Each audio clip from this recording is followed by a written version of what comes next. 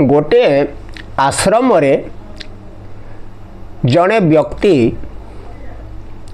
बहुत छोटरू काम कर आसुतिले शिष्य हिसाब रे। से ही आश्रम रे कि आश्रम सेटा प्रभु आश्रम घड़ी गोपाल श्रीकृष्ण जगन्नाथ एपरी भगवान को रखी जड़े साधु स्नान शौच होई नीतिदिनिया तांकर पूजार्चना लगुले आउ सही बालकटी आसी तांको फूल चंदन घंट घंटी धोआ पोछा यही सबू जिनिस रे से सन्थंकर हाथ पतौथिला आउ प्रभुंकर सेवा करुथिला। जहा किछि भक्तवृंद आणंती ताकू से रंधन करी प्रसाद आकार रे समस्त को बंटन करती आउ जहा किछि बळे जेउ दिन से निज घर को नहीं जाई थाए। एपरी दिन पर दिन बीती जाइछि बंधु से तार बाहा होइछि एक झीवर संगरे संतान संतति दुईटा मध्य होई जाइछंती। धीरे धीरे स्त्री कहूछि तबे खाली आश्रम को जाई परिश्रम दिन जाक करूच अथच मुठाए खाद्य भल करी आमे पाई पारुनु एपरी केते दिन चलिबो किछि काम देख आमे दीटा थिला काली पुणी आउ दुईटा भगवान देले घर चलिबो किपरि आउ न हेले बाबा को कह से किछि सुविधा करि पारिबे जदि भल होता। स्त्रीर कथा शुणी बाबा पाखक तही आर दिन लोकटा गला साष्टांग दंडवत होई से बाबा को कहला महाशय कालीठू मु आउ काम करे आसीबिनी।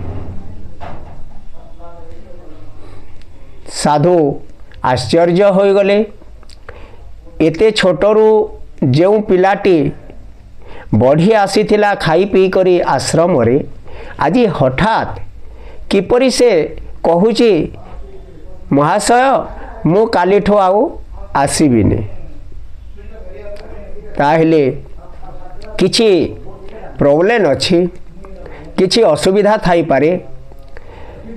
लोकटा को पचारिले साधु कौन तोर उद्देश्य कौन मु जानिबा को चाहे मो द्वारा जदि होई पारिबो ताहले किछि समाधान रो बाट खोजिबा। साधु को लोकटा कहला ना आपण आउ कौन समाधान रो बाट खोजिबे एते दिन हैला मु खाली करूची खाऊची सेटा भी नियंट रहुची मोर संतान संतति दीटा पाई तो एपरी किपरि मु चलिबी। तापरे साधुटी कौन कहले बंधु लोक को कहले हे महानुभव तमर घर रे कौन एक ओजनिया वस्तु अच्छी कह। ताहले से मुंडरे प्रेशर पकैला चूलरू मूल पर्यंत ता घरर सबु सामग्री मने मने चिंता कला ओजन जिनिस मो घरे अच्छी कौन। साधु जनक ओजन जिनिस पाई कहउचंती काहेकि साधु को पचारिला आज्ञा ओजन जिनिस आपण को की दरकार तू कहना बाबू तो घरे सबुठारु ओजनिया जिनिस कौन अच्छी। तापर से चक्षु बुलेई बुलेई देखिला आउ साधु को कहला ता मोर बारीपटरे एक बहुत बड़ चट्टान पत्थर अच्छे। साधु कहले ठीक अच्छे तोर बाड़ी पटरे से चट्टान पत्थर अच्छी तो से चट्टान पत्थर रे तोर काम कौन? साधु महाशय मो स्त्री सेठारे बसी बासन धुए मु बसी से चट्टान रे ब्रश करे मोर स्त्री मोर संतान मान को गधाए एपरी काम रे लागुची से चट्टान पत्थर। साधुटी सांगे सांग कहले बाबू से चट्टान पत्थर टाकू मु जदि स्वर्ण रे परिणत कर दिए ताहेले तू कौन सुखी ही पारिबु तो? ताहेले साधु को कहला कौन महाशय एपरी भी होई पारे? कहीं हेबनी निश्चय हब मु तते कथा देउची तू चिंता करनी तते अर्थ दरकार तो मु तते अर्थ देवी आउ तू काली कौन सी प्रकार तू आसबुनी तू तो कहूचु काली ठू मु आसबिनी मु भी कहूची तू काली ठू आसबु नहीं आओ काली तू स्नान शौच होई तो स्त्री को कहबू से ही चट्टान पत्थरटा को भल भावरे धोई देथिले मु गले तते एक मंत्र देवी से ही मंत्र ये करी धूप दीप गंध पुष्प करी से चट्टान को पूजा करी आमे स्वर्ण रे परिणत करदेवा। साधु को कहला पूजार्चना कले कौन पाषाण स्वर्ण हो पारे? साधुटी कहले से काम मते छाड़ी दे तू केवल स्नान शौच करी स्त्री संगरे से ही चट्टान पत्थर को ठीक भावरे धौत कर देथिबु मु जीवा समय मु आउ बाकी जहा करबा कथा करिबि। तापरे बंधु सकाळ हेबा आगरु ये तो जाई स्त्री को कहला आम बाड़ी आड़े जो चट्टान पत्थर अच्छी ताकू काली साधु महाराज सुनारे परिणत करदेवे आउ नीति दिनिया तो से खंडे खंडे खंडे खंडे नहीं आमे हाट बाट करी चलिबा आउ मोर तो काम करिवार किछि आवश्यक नहीं कि तोर भी किछि करिवार आवश्यक नहीं खाली घरे रहिबा रोषे करी खाइबा। तो स्त्रीटा एमिति कौन हुए?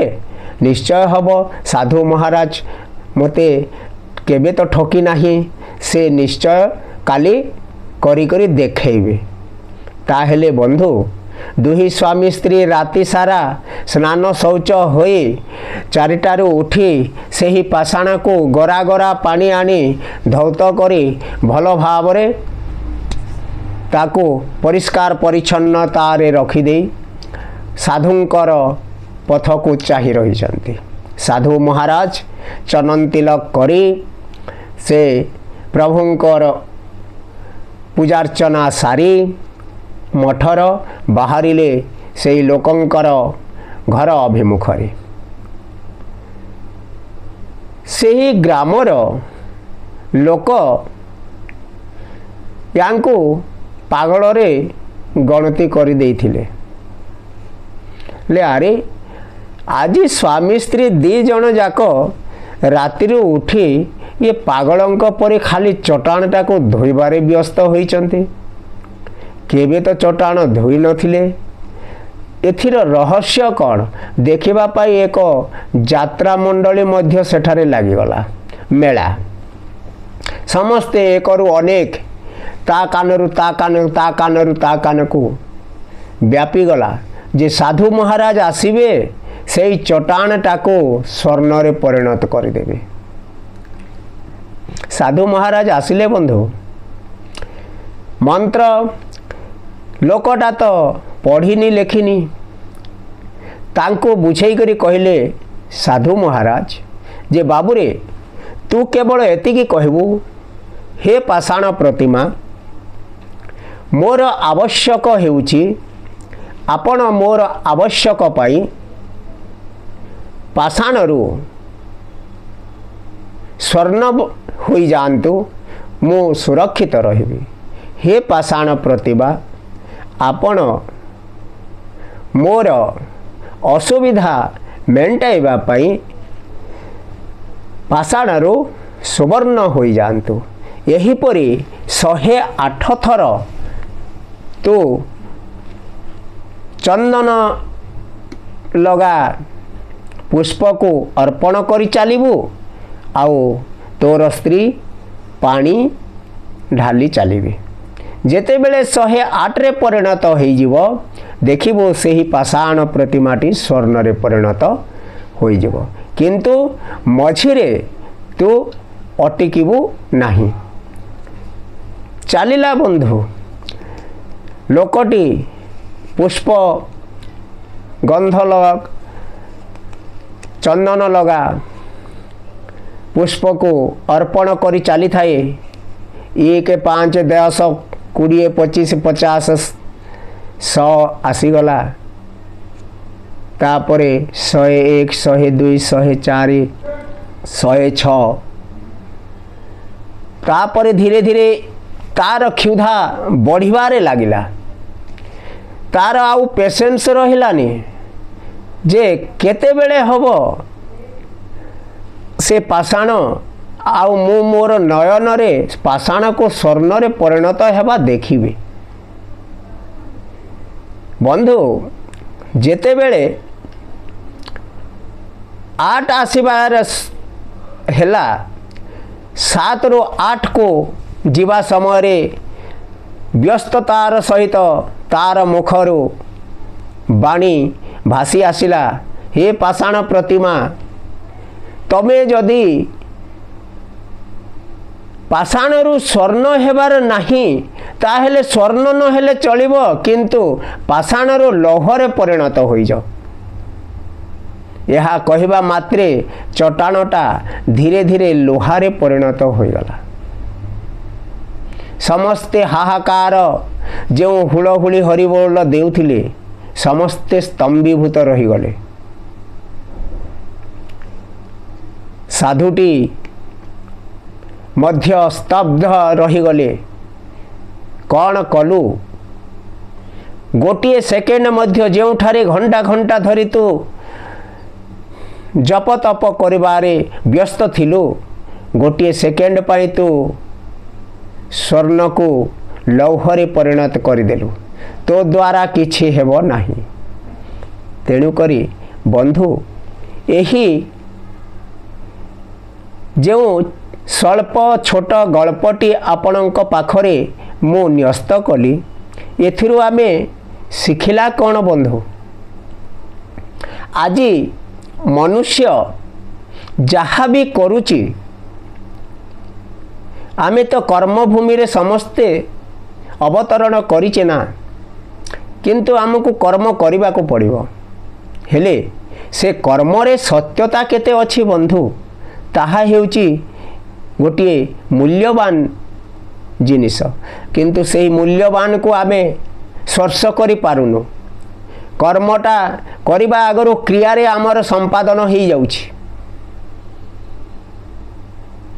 ये देखंतु ना जने जदि सत्यनारायण पूजा करुची जने जदि शनि मेला रे करुची जने जदि तामने किछि सत्यनारायण पूजा शनि मेला त्रिनाथ मेला जहाँ किछि के किछि ता पुण्य अर्जन करने को जाउची ताहेले पंडित तो लिखि देउछंती बंधु पूजक महाशय लंबा चिठा आउ धरे देउछंती कर्ता पाखरे आउ से कर्ता किछि पढ़ुनी नहीं पूजा सामग्री पाखरे पहुँचाई देउची बाबूरे एटा पैकिंग कर देइथिबो केते पैसा हैला 2300 टंका बढ़े देला तार आउ किछि ता माने करिवार नाही से आनी करी पूजा दिन केवल से पूजक ही खुलिबे सेथिरे कौन अछि कौन नहीं एटा कौन कर्म न कले आमे क्रिया जदि संपादन कर दउछु से क्रिया रे ही हमर रही जाउछि जब तक आमे कर्म भूमि आसीचु माने कर्म न करिबा ताहेले आमको फल मिलिबो किपरि।